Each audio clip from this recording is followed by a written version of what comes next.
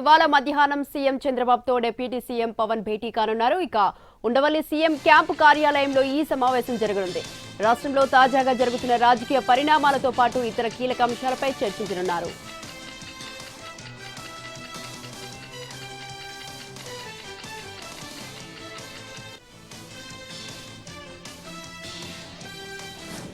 నేటి నుంచి దివ్యాంగులకు ఆర్టీసీలో ఉచిత ప్రయాణం కల్పించనుంది ఏపీ ప్రభుత్వం.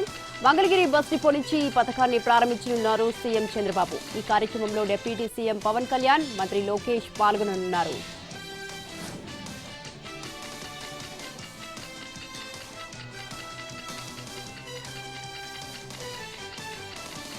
ఇవాళ మధ్యాహ్నం 1 గంటకు కేంద్ర కేబినెట్ సమావేశం జరగనుంది. ప్రధాని మోదీ అధ్యక్షతన జరిగే ఈ సమావేశంలో కీలక నిర్ణయాలు తీసుకునే అవకాశం ఉన్నట్టు తెలుస్తోంది. ఈ మీటింగ్లో పశ్చిమాసియాలో యుద్ధ పరిస్థితులు, భారత్లో ప్రభావంపై చర్చించనున్నారు.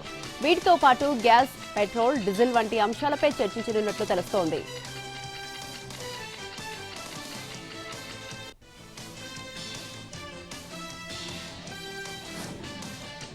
ఢిల్లీలో మల్లికార్జున ఖర్గేతో సీఎం రేవంత్ సమావేశమయ్యారు. తెలంగాణలో ప్రస్తుత రాజకీయ పరిస్థితులపై ఖర్గేతో చర్చించారు ముఖ్యమంత్రి రేవంత్. రాజ్యసభ ఎన్నికల్లో గెలుపు, అసెంబ్లీ సమావేశాలు, జీవన్ రెడ్డి అంశాలపై ఖర్గేతో డిస్కస్ చేశారు.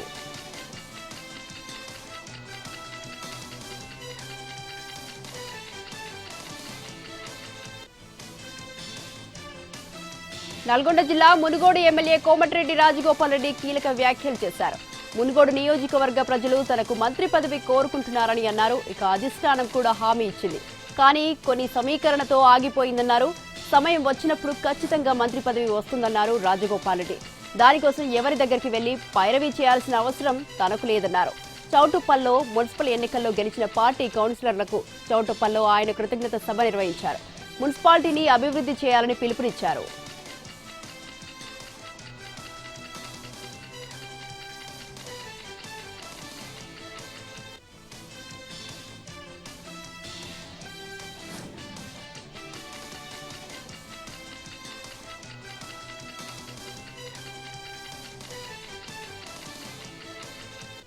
జగిత్యాల ఎమ్మెల్యే సంజయ్ పై తీవ్ర స్థాయిలో ఫైర్ అయ్యారు కాంగ్రెస్ సీనియర్ నేత జీవన్ రెడ్డి. తనతో కలిసి పనిచేయాలని జగిత్యాల ఎమ్మెల్యే ఆఫర్ ఇచ్చారన్న ఆయన అసలు సంజయ్ ఏ పార్టీలో ఉన్నారంటూ విమర్శలు గుప్పించారు. సంజయ్ బీఆర్ఎస్ లో ఉన్నారని స్పీకర్ చెబుతుంటే కాంగ్రెస్ లో కలిసి పనిచేయాలని సంజయ్ అంటున్నారని తెలిపారు. తనకు ఆఫర్ ఇవ్వడానికి సంజయ్ ఎవరని ప్రశ్నించారు.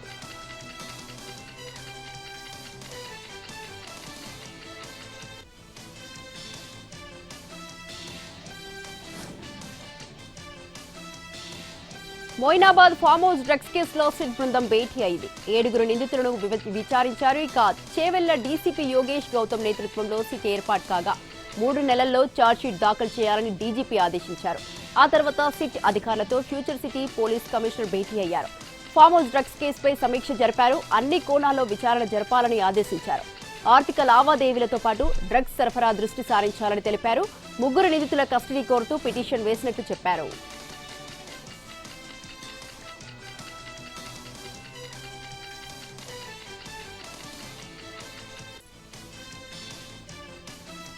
హైదరాబాద్ కుకట్పల్లిలో ₹1 దోపిడీ కేసును పోలీసులు చాకచక్యంగా ఛేదించారు. గంటల వ్యవధిలోనే నిందితులను అరెస్టు చేశారు. 4 నుంచి 77 లక్షల నగదును రికవరీ చేశారు. ₹1 నగదు తరలిస్తున్న ఖుస్రూ, అజీముద్దీన్ కళ్లలో కారం చల్లి దొంగలు దోచుకెళ్లారు. దాంతో రంగంలోకి దిగిన పోలీసులు 4 బృందాలతో నిందితుల కోసం వేట ప్రారంభించారు. సీసీ ఫుటేజీ ఆధారంగా నిందితులను గుర్తించి శంషాబాద్ ఎయిర్పోర్ట్లో అరెస్టు చేశారు.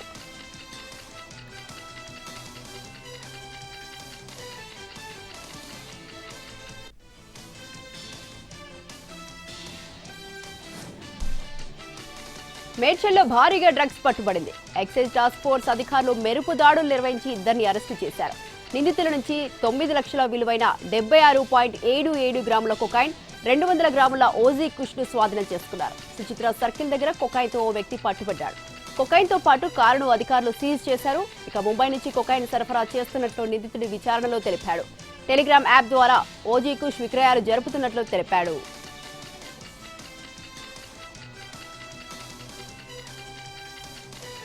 తీసుకుంటూ ఏసీబీ అధికారులకు పెద్దేముల్ ఆర్ఐ రిచర్డ్ సైమన్ పట్టుబడ్డాడు. ఈ ఘటన వికారాబాద్ జిల్లాలో జరిగింది. భూమి మొటేషన్ కోసం వచ్చిన ఓ వ్యక్తి దగ్గర పెద్దేముల్ ఆర్ఐ ₹25,000 డిమాండ్ చేశాడు. చివరికి 15,000 రూపాయలకు ఒప్పందం కుదుర్చుకుంది. బాధితుడు ఏసీబీ అధికారులను ఆశ్రయించడంతో హైదరాబాద్లోని గుడిమల్కాపూర్ ఓ హోటల్లో 15,000 రూపాయలు తీసుకుంటుండగా ఆర్ఐని ఏసీబీ అధికారులు రెడ్ హ్యాండెడ్గా పట్టుకున్నారు.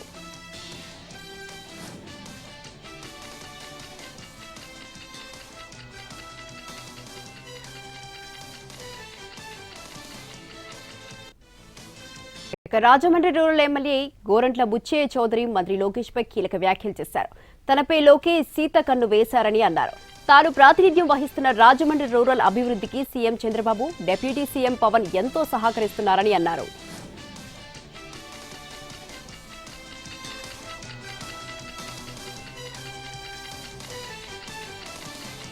అనంతపురం జిల్లా తాడిపత్రి మున్సిపాలిటీలో జరిగిన కౌన్సిల్ సభ్యులు వీడ్కోల్ సమావేశంలో జేసీ ప్రభాకర్ రెడ్డి భావోద్వేగానికి గురయ్యారు. 2027కి ప్రపంచ పటంలో తాడిపత్రి కనిపిస్తుందని కామెంట్ చేశారు. తనకు ఒక విజన్ ఉందని దాని ప్రకారం ముందుకెళ్తానన్నారు జేసీ. తప్పు చేస్తే చెప్పండి, సరిదిద్దుకుంటామన్నారు.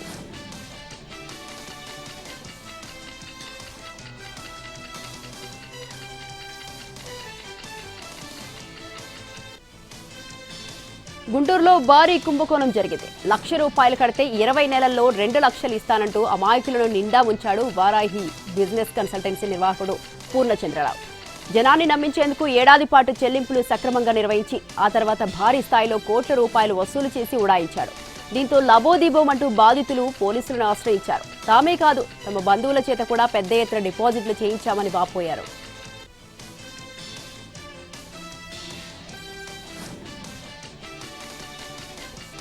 శ్రీశైలంలో ఉగాది ఉత్సవాలలో 2వ రోజు మహాదుర్గా అలంకారంలో బ్రహ్మరాంబిక దేవి భక్తులకు దర్శనమిచ్చింది. కైలాస వాహనంపై ఉన్న శ్రీ స్వామి అమ్మవారికి ప్రత్యేక పూజలు నిర్వహించారు ఆలయ అర్చకులు. అనంతరం శ్రీ స్వామి అమ్మవార్ల ఉత్సవ మూర్తులకు బ్యాండ్ వాయిద్యాలు, కోలాటాలు, ఆటపాటల నడుమ కైలాస వాహనంలో క్షేత్ర పూరవీధుల్లో విహారించారు. కన్నడికుల భక్తి శ్రద్ధలతో శ్రీ స్వామి అమ్మవార్లను దర్శించుకుని కర్పూర నీరాజనాలు అర్పించారు. ఈ వాహన సేవలలో పెద్ద ఎత్తున కన్నడ భక్తులు పాల్గొన్నారు.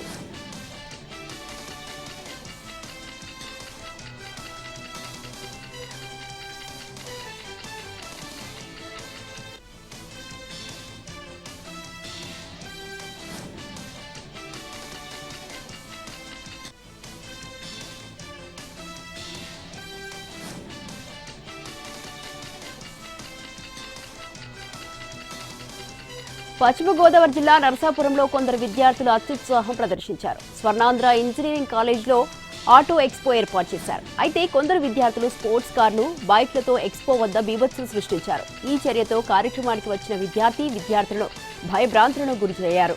ఇక వెంటనే స్పందించిన కాలేజీ యాజమాన్యం పోలీసులకు ఫిర్యాదు చేసింది. దీంతో వాళ్ళు కాలేజీ ఆవరణ నుంచి తమ కార్లు, బైక్లతో పారిపోయారు.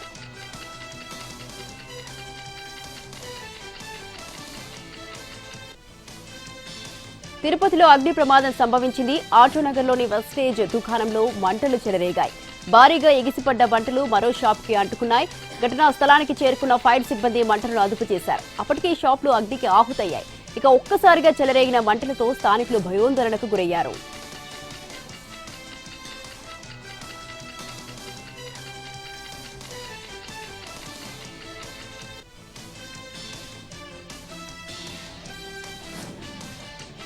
ఎల్పీజీ గ్యాస్ కొరత వంటింటినే కాదు, భారీ పరిశ్రమలను భయపెడుతోంది. విశాఖ ఉక్కు ఉత్పత్తిలో కీలకమైన విభాగాలకు ఎల్పీజీ గ్యాస్ సెగ మొదలైంది. రోజు 18 టన్నుల ఎల్పీజీ అవసరం కాగా గత 10 రోజులుగా సప్లై నిలిచిపోయింది. ప్రస్తుత నిల్వలు 6 రోజులకు మాత్రమే సరిపోయాయి.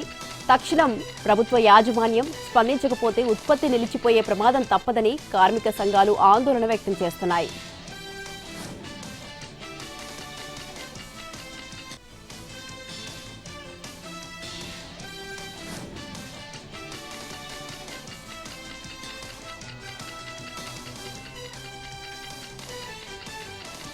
పార్లమెంటు వేదికగా Aam Aadmi Party MP Raghav Chadha minimum balance పెనాల్టీల అంశంపై తీవ్ర స్థాయిలో ధ్వజమెత్తారు. బ్యాంకింగ్ వ్యవస్థలో జరుగుతున్న ఈ నిశ్శబ్ద దోపిడీపై ఫైర్ అయ్యారు. బ్యాంక్ ఖాతాలో మినిమం బ్యాలెన్స్ లేదనే నెపంతో గత 3 ఏళ్లలో ప్రైవేట్, ప్రభుత్వ బ్యాంకులు ఏకంగా 19,000 కోట్లు వసూలు చేశాయని ఎంపీ ఆగ్రహం వ్యక్తం చేశారు. ఈ భారీ మొత్తం అపర కోటీశ్వరుల జేబుల నుంచి వచ్చింది కాదని రాఘవ్ చద్దా పేద ప్రజలు, రైతులు, పెన్షనర్ల కష్టార్జితమని ఆయన ఆవేదన వ్యక్తం చేశారు. ఈ జరిమానాలను పేదరికంపై వేసిన పన్నుగా ఆయన అభివర్ణించారు. ఈ పెనాల్టీలను తక్షణమే రద్దు చేయాలని కేంద్ర ప్రభుత్వం ఆర్బీఐని ఆయన డిమాండ్ చేశారు.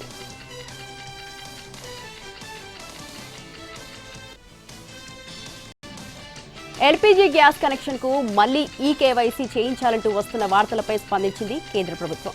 ఈ కేవైసీ ప్రక్రియ అందరికీ తప్పనిసరి కాదని, కేవలం కొందరికి మాత్రమేనని స్పష్టం చేసింది.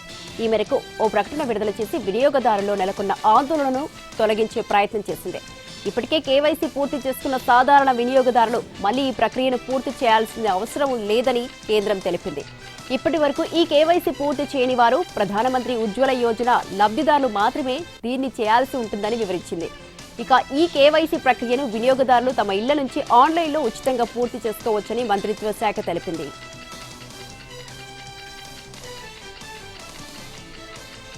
కేరళలో అసెంబ్లీ ఎన్నికల అభ్యర్థులను ప్రకటించింది కాంగ్రెస్. 55 మంది క్యాండిడేట్స్ తో కూడిన జాబితాను విడుదల చేసింది. రాష్ట్రంలో 14 జిల్లాలో మొత్తం 140 అసెంబ్లీ నియోజకవర్గాలకు ఎన్నికలు జరుగుతున్నాయి. సుమారు 90 స్థానాల్లో కాంగ్రెస్ బరిలో నిలుస్తోంది. నేడు 2వ జాబితాను విడుదల చేయనుంది.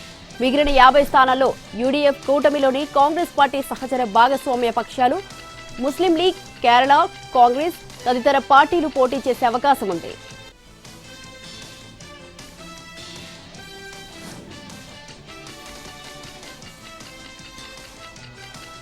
కమర్షియల్ గ్యాస్ కు ఎలాంటి ఇబ్బంది లేదని అన్నారు petroleum joint secretary Sujatha Sharma. దేశవ్యాప్తంగా వంట గ్యాస్ కు ఎలాంటి ఇబ్బందులు లేకుండా చర్యలు తీసుకుంటున్నామని తెలిపారు. కొరత ఆందోళనతో ప్రజలు పానిక్ బుకింగ్ చేయొద్దని కోరారు. కట్టుదిట్టమైన తనిఖీలతో దేశవ్యాప్తంగా అక్రమంగా నిల్వ చేసిన 15,000 సిలిండర్లను స్వాధీనం చేసుకున్నామని చెప్పారు.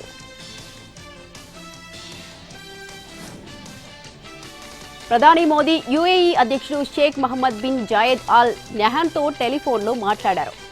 ఈ చర్చలో పశ్చిమాసియాలో ప్రస్తుత పరిస్థితులు, హర్ముజ్ జలసంధి తదితర విషయాలపై చర్చించారు. ఈ విషయాన్ని మోదీ తన ఎక్స్ ఖాతాలో పోస్టు చేశారు. పశ్చిమాసియాలో ప్రస్తుత పరిస్థితులపై చర్చించామన్నారు. యూఏఈపై జరిగిన దాడులను భారత్ తీవ్రంగా ఖండిస్తుందన్నారు. ఈ దాడుల్లో అమాయక ప్రజలు ప్రాణాలు కోల్పోవడం, పౌర మౌలిక సదుపాయాలకు నష్టం కలిగిందన్నారు. పశ్చిమాసియాలో త్వరలో శాంతి, భద్రత, స్థిరత్వాన్ని పునరుద్ధరించడానికి కలిసి కృషి చేస్తున్నామన్నారు ఆయన.